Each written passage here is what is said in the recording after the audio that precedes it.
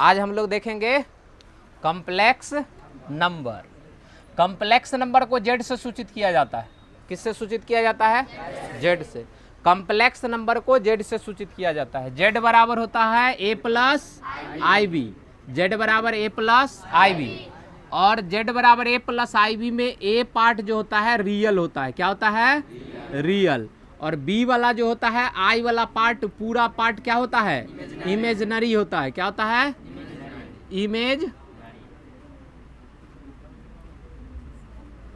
Imaginary part. तो Z बराबर ए plus आई B, Z बराबर ए प्लस आई बी को क्या बोलते हैं? Complex number. क्या बोलते हैं? Complex number. तो जेड बराबर ए प्लस आई बी को बोलते हैं कॉम्प्लेक्स नंबर। इसमें होता है एगो रियल पार्ट, एक होता है इमेजिनरी पार्ट। ठीक है, देखिए इसका जो है मॉडुलस निकालते हैं। क्या निकालते हैं? मापांक। क्या निकालते हैं? मापांक। मापांक निकालने के लिए इसको सूचित करते हैं जेड का मॉडुलस। इसको इंग्लिश में लिखते हैं मॉडुलस। क्या लिखते हैं? मॉडुलस।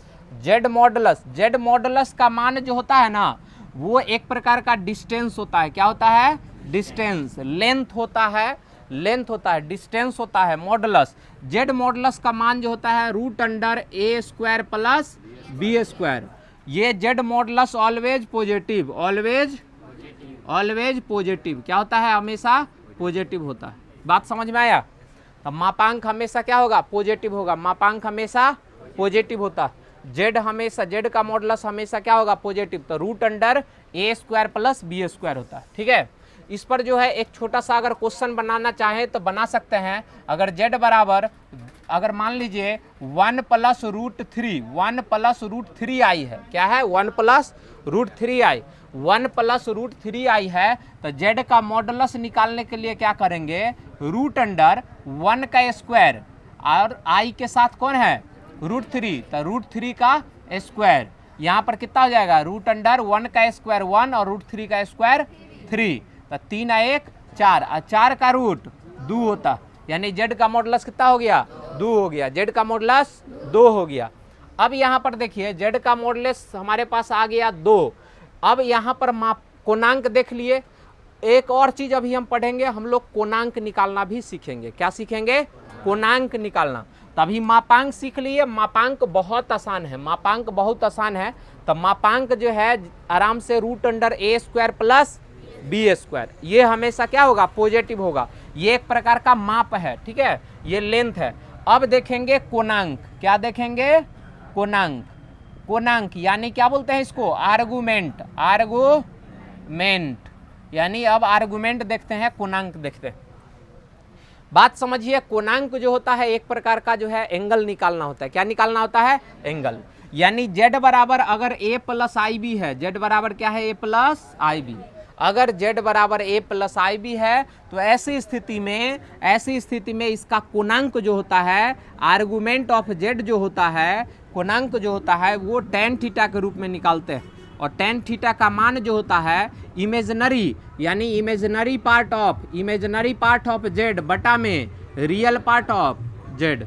तो इमेजिनरी पार्ट क्या कहलाता है? बी, और रियल पार्ट क्या कहलाया? ए। यानी याद रखो tan थीटा का मान क्या होता है? बी बटा ए होता है। tan थीटा का मान क्या होता है? बी बटा ए। तो यहाँ पर हम दो चीज अभी सीखे हैं। एक जेड का मॉडुलस, तो मॉडुलस रूट अंडर ए स्क्वायर प्लस बी स्क्वायर, ये होता है मापांक। क्या होता है? मापांक। और कोणांक निकालने के लिए tan थीटा निकाले, और tan थीटा होता है बी बटा ए। यानी यहाँ पर थीटा अगर निकाल ले, एंगल निकाल ले, तो एंगल हो जाएगा tan इनवर्स। क्या हो जाएगा? tan इनवर्स बी बटा ए। tan इनवर्स क्या हो जाएगा? बी बटा ए। और इसी को जो है हम ध्यान में रखेंगे। देखिए कभी कभी क्या होता है कि जेड जो होता है ना, जेड बराबर ए प्लस आई बी जो है, यहाँ पर हम ए और बी एक पॉजिटिव तौर पे लिए हैं। क्या लिए हैं? पॉजिटिव रूप में। लेकिन कभी कभी क्या हो जाता है? नेगेटिव दे देता है। कभी बी नेगेटिव हो जाता है, कभी दोनों नेगेटिव हो जाता है, कभी ए नेगेटिव हो जाता है। तो ऐसी स्थिति में बहुत से बहुत बनेगा तो 4 कंडीशन। कितने कंडीशन? 4 कंडीशन। 4 कंडीशन ही बनते हैं, और वो चारों कंडीशन एक प्रकार के क्वाड्रेंट में जाते हैं। कहाँ जाते हैं? क्वाड्रेंट में। तो चारों कंडीशन के बारे में जो है अभी हम पढ़ लेंगे, चारों कंडीशन के बारे में। देखिए कंडीशन नंबर फर्स्ट, अगर पहला क्वाड्रेंट में है, कौन सा क्वाड्रेंट? पहला क्वाड्रेंट में है, तो ऐसी स्थिति में पहला क्वाड्रेंट में जब रहेगा तो ऐसी स्थिति में दोनों में क्या होगा, पॉजिटिव, यानी ए भी पॉजिटिव, क्या होगा, ए भी पॉजिटिव और बी भी पॉजिटिव, यानी जेड बराबर क्या हो जाएगा, जेड बराबर हो जाएगा ए प्लस आई बी, जेड बराबर हो जाएगा ए प्लस आई बी। और इसका जो है दोनों पॉजिटिव जब रहेगा तो इसमें आर्गुमेंट यानी थीटा निकालेंगे तो यही हमारा हो जाएगा आंसर। क्या हो जाएगा, ये आंसर हो जाएगा। जो थीटा निकला वही क्या हो जाएगा, आंसर। तब पहला क्वाड्रेंट में ज़्यादा दिमाग लगाने का जरूरत होता नहीं है, तब थीटा अगर निकाले वही क्या हो जाएगा, आंसर। दूसरा क्वाड्रेंट में यदि रहता है तो याद कीजिए, दूसरा क्वाड्रेंट में रहेगा तो ये होता है पॉजिटिव, ये होता है पॉजिटिव, ये होता है नेगेटिव। तो ऐसी स्थिति में एक पहला क्वाड्रेंट पहला होगा नेगेटिव और दूसरा क्या होगा, पॉजिटिव, यानी इसमें माइनस और क्या होते हैं, प्लस होते हैं। पहला वाला में माइनस और दूसरा वाला में प्लस होता। तो ऐसी स्थिति में पता चलेगा कि दूसरा क्वाड्रेंट में, कितना क्वाड्रेंट, दूसरा क्वाड्रेंट। अब ऐसी स्थिति में दूसरा क्वाड्रेंट में जब एंगल निकालना हो, यानी आंसर जब निकालना हो आंसर, तो क्या करेंगे, मैं पाई में से थीटा को घटा लेंगे, या इसी को अंक में यदि बात करें तो 180 में से थीटा को घटा लेंगे। यदि तीसरा क्वाड्रेंट आ जाए, तीसरा घर में अगर कोई आदमी आए तो तीसरा घर में आने का पहचान होता है, क्या रहेगा, दोनों में माइनस लगल रहेगा। तीसरा घर में कब आएगा, जब दोनों में माइनस रहेगा। तो जब दोनों में माइनस रहेगा ऐसी स्थिति में माइनस ए और माइनस आई भी होता है। दोनों में माइनस तो तीसरा घर, पहला में माइनस दूसरा में प्लस तो दूसरा घर, ठीक है, दोनों में माइनस तो तीसरा घर। ऐसी स्थिति में थीटा निकालने के लिए, एंगल निकालने के लिए क्या करेंगे, आंसर निकालने के लिए क्या करते हैं, थीटा में से पाई को घटा लेते हैं, थीटा में से पाई को घटा लेते हैं। या यदि अंक की बात हो तो थीटा में से क्या करते हैं, 180 को घटा लेते हैं। बात समझ में आया सबको। अब चलते हैं चौथा क्वाड्रेंट। चौथा घर का कहानी देखो, चौथा घर में तभी समझा जाएगा, कोई आदमी चौथा घर में तभी होगा जब पहला पॉजिटिव होगा और दूसरा नेगेटिव होता है, यानी ए माइनस आई भी रहेगा तभी ये चौथा घर का आदमी होगा। और चौथा घर का आंसर निकालने के लिए क्या करेंगे, थीटा में माइनस लगा दीजिए तो क्या हो जाएगा, आंसर निकल जाएगा। तो आर्गुमेंट में अभी इतना बात बताए, 4 बात आपको याद रखना है। पहला घर का आदमी है, दूसरा घर का आदमी है कि तीसरा घर का आदमी है कि चौथा घर का आदमी, आपको यही पता करना पड़ेगा। और यही 4 कंडीशन ही होते हैं, पहला घर, दूसरा घर, तीसरा घर या चौथा घर। अब जो है, अब आप लोग को जो है कुछ जो है एग्जाम्पल लेते हैं और आप लोग बताइएगा कि घर नंबर कितना, यानी क्वाड्रेंट नंबर कितना। और जैसी क्वाड्रेंट नंबर पता चल जाएगा आंसर आप तुरंत फटाफट क्या कीजिएगा, निकाल लीजिएगा। जैसे एग्जाम्पल कुछ ले लेते हैं, ठीक है। मान लीजिए जेड बराबर -1 प्लस आई, जेड बराबर 1 प्लस आई, जेड बराबर आई, मतलब यहाँ दिया हुआ है 1 माइनस आई, और जेड बराबर -1 माइनस आई। अब आप लोग को बताना है कि कैमा घर। देखिए पहला आदमी में माइनस लगल है, दूसरा में प्लस लगल है, तो पहले माइनस दूसरा प्लस, पहले माइनस दूसरा प्लस, कौन सा घर, तीसरा घर। ये घर नंबर तीसरा, दूसरा घर, ये हो जाएगा घर नंबर दूसरा। और दूसरा घर जब होगा, ये घर नंबर दूसरा यानी क्वाड्रेंट नंबर दूसरा, इसमें आंसर निकालने के लिए क्या करते हैं, पाई में से थीटा को घटाते हैं। अब चलिए इसका बात करते हैं। जेड बराबर क्या दिया हुआ है, 1 प्लस आई, जेड बराबर दिए हुए हैं 1 प्लस आई। ये क्या नंबर घर होगा, जेड बराबर 1 प्लस आई, दोनों पॉजिटिव, क्या है, दोनों पॉजिटिव। तो दोनों पॉजिटिव कौन नंबर घर में है, देखो दोनों पॉजिटिव पहला घर में। अब पहला घर में आंसर क्या होगा, ये पहला घर में है, आंसर क्या होगा, डायरेक्ट थीटा, जो थीटा आया वही आंसर हो जाएगा।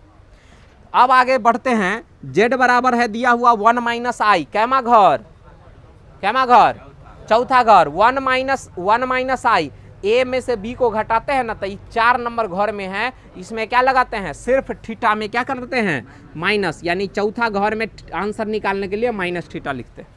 ये घर नंबर कैमा, तीसरा, ये तीसरा घर में होगा।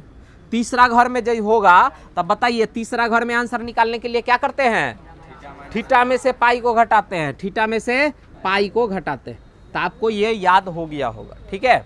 अभी जो है हम ये चारों क्वेश्चन को हम बनाएंगे और चारों क्वेश्चन को देखेंगे कि आखिर कैसे जो है ये आंसर निकालेंगे पाई माइनस थीटा क्या होता है, थीटा क्या होता है minus theta, theta minus pi क्या होता है, इस चारों क्वेश्चन को बताएंगे। और इस प्रकार से चारों क्वेश्चन बनाने के बाद जो है कोणांक निकालना हम लोग अच्छे से सीख जाएंगे। ठीक है, तो आप लोग सबसे पहले क्या कीजिए, इसको नोट डाउन कर लीजिए, जल्दी से नोट कर लीजिए पहले।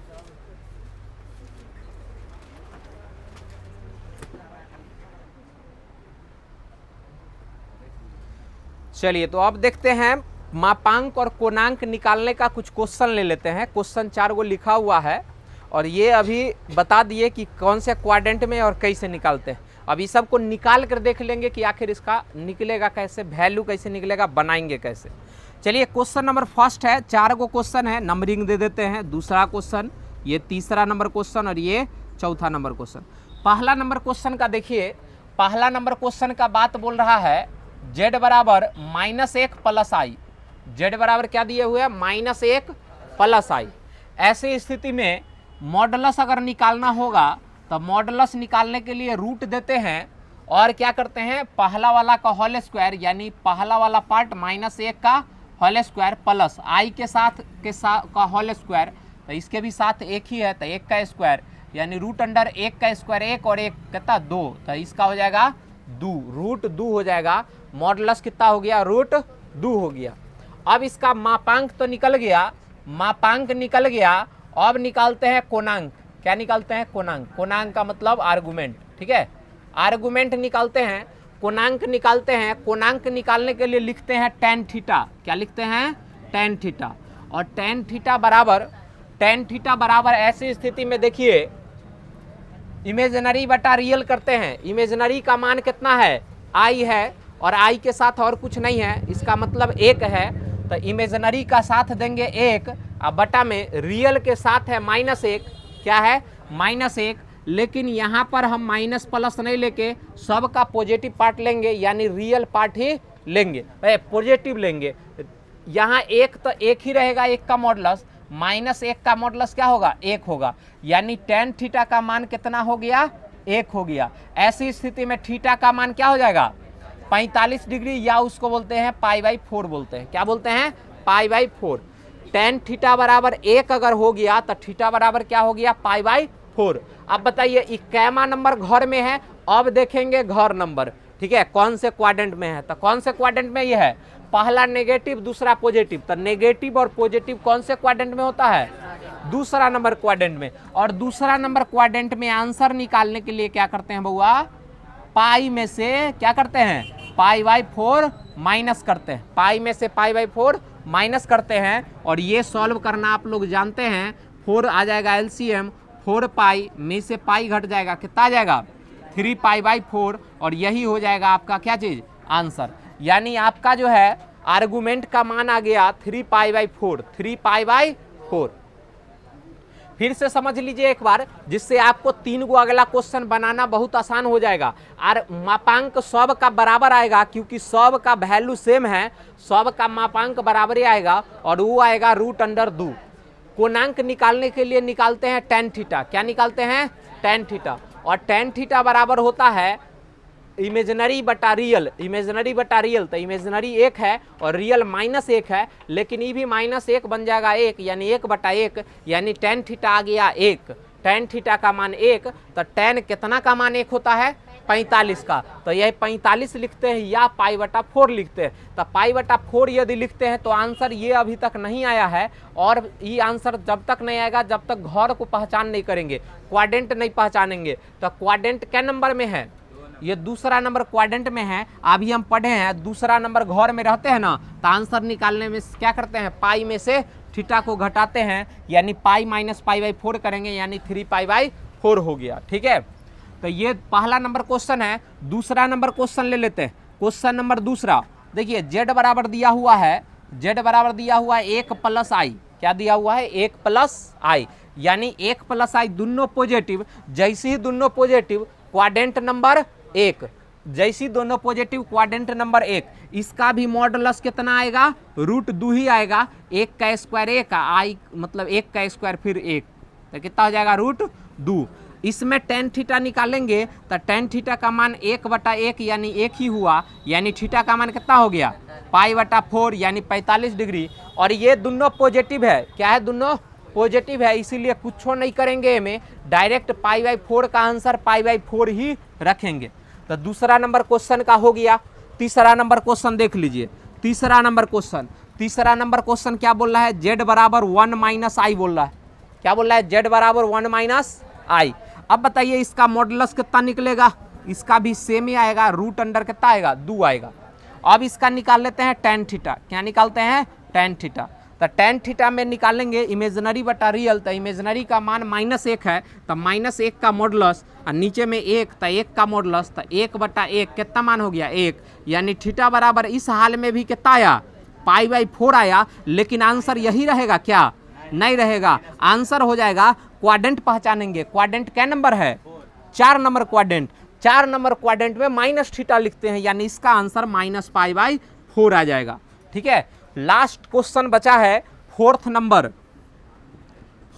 क्वेश्चन है, z बराबर दिया हुआ है -1 - i। अब इसका यदि मॉडुलस निकालेंगे तो इसका भी मॉडुलस कितना आएगा, √2 आएगा। अब ऐसी स्थिति में टेन थीटा निकाल लेते हैं, तो टेन थीटा बराबर इसका मॉडुलस बटा इसका मॉडुलस, यानी -1 का मॉडुलस बटा में -1 का मॉडुलस, यानी 1/1, यानी फिर हो गया टेन थीटा 1। और ऐसी स्थिति में फिर आया थीटा का मान π/4, लेकिन आंसर होगा π/4 नहीं। ये देखेंगे कौन से क्वाड्रेंट में है, तो दोनों जब नेगेटिव हो जाता है, तो नेगेटिव जब दोनों होता है तो तीसरा नंबर क्वाड्रेंट जाता है। क्या नंबर, तीसरा नंबर। ऐसी स्थिति में जब दोनों नेगेटिव होगा तो तीसरा क्वाड्रेंट, और तीसरा क्वाड्रेंट में आंसर लिखते हैं, थीटा में से पाई को घटाते हैं। थीटा है मेरे पास π/4 और घटा लेंगे पाई। अब इसको एलसीएम ले लिए 4, पाई में से घटा दिए 4 पाई, यानी घटा लेंगे 4 में से -4 पाई घटेगा 4, तो हो जाएगा -3 π/4 हो जाएगा, -3 π/4 हो जाएगा। देखिए मैंने यहाँ 4 क्वेश्चन लिया, कितना क्वेश्चन 4, और 4 क्वेश्चन में देखो चारों 4 क्वाड्रेंट का क्वेश्चन लिए, और एक ही टाइप के क्वेश्चन में चारों थ्योरम मतलब पढ़ा दिए कि पहला सेकंड क्वाड्रेंट में रहेगा तो कैसे निकालेंगे, फर्स्ट में रहेगा तो कैसे निकालेंगे, फोर्थ में कैसे रहेगा तो निकालेंगे, और थर्ड में कैसे निकालेंगे। देखिए पहला ये शुरुआत किए, पहला नंबर क्वेश्चन मॉडुलस तो √2 ही आएगा, और थीटा का मान π/4 ही आया, π/4 आया, लेकिन आंसर π/4 नहीं रहा। आंसर क्या हो गया, क्वाड्रेंट के अनुसार चेंज हुआ। तो क्वाड्रेंट कितना, क्वाड्रेंट हो गया, क्वाड्रेंट नंबर ये हो गया दूसरा क्वाड्रेंट, और दूसरा क्वाड्रेंट में पाई में से थीटा घटाते हैं तो 3 π/4 आया। दूसरा नंबर क्वेश्चन में भी थीटा π/4 ही आया, लेकिन आंसर π/4 नहीं लिखाया। अब पहचानेंगे क्या चीज, क्वाड्रेंट, क्वाड्रेंट है फर्स्ट, इसीलिए π/4 ही रहेगा। ठीक है, अब चलते हैं तीसरा नंबर में भी थीटा का मान π/4 ही आया। तीसरा नंबर क्वेश्चन में भी थीटा का मान π/4 आया, लेकिन क्वाड्रेंट जब पहचाने तो क्वाड्रेंट कैमा नंबर घर में गया, ये गया घर नंबर कैसमा में, चौथा में गया है। चौथा में जब जाएगा तो इसमें सिर्फ माइनस लगा देते हैं और आंसर आ जाता है। नेक्स्ट नंबर क्वेश्चन जो था ये z बराबर इस टाइप का दिया हुआ था, मॉडुलस तो सेम आया, थीटा भी सेम आया, लेकिन आंसर निकालने के लिए क्वाड्रेंट देखेंगे, और क्वाड्रेंट है क्या नंबर, तीसरा नंबर, और तीसरा नंबर में करते हैं थीटा माइनस पाई। तो एक बार फिर से रिवीजन कर लीजिए, पहला नंबर क्वाड्रेंट में आंसर थीटा आएगा तो थीटा ही होगा। दूसरा नंबर क्वेश्चन में आंसर क्या होगा, थीटा तो आएगा लेकिन आंसर थीटा नहीं होगा, आंसर क्या होगा पाई माइनस थीटा। तीसरा नंबर क्वाड्रेंट में क्या होगा, तीसरा क्वाड्रेंट में थीटा तो आएगा लेकिन आंसर थीटा नहीं रहेगा, और आंसर हो जाएगा क्या चीज, थीटा माइनस पाई हो जाएगा। चौथा नंबर क्वाड्रेंट में जब जाएंगे तो थीटा तो आएगा लेकिन आंसर थीटा नहीं रहेगा, क्वाड्रेंट चौथा है इसीलिए आंसर कितना हो जाएगा माइनस थीटा। तो इस प्रकार से देखें कि मापांक कैसे निकालते हैं। मापांक तो हर कंडीशन में बराबर होता है, मापांक हमेशा पॉजिटिव होता है। मापांक जो है हमेशा पॉजिटिव होगा, वो एक प्रकार का लंबाई है, एक प्रकार का लेंथ है, लेकिन आर्गुमेंट जो होता है वो एंगल है, और एंगल हर क्वाड्रेंट में अलग अलग चेंज करते रहता है, वेरी कर जाता है। तो इस प्रकार से 4 ही कंडीशन का क्वेश्चन ही होता है। आप लोग मैक्सिमम से मैक्सिमम क्वेश्चन लीजिए, यह 4 में से कोई ना कोई होगा।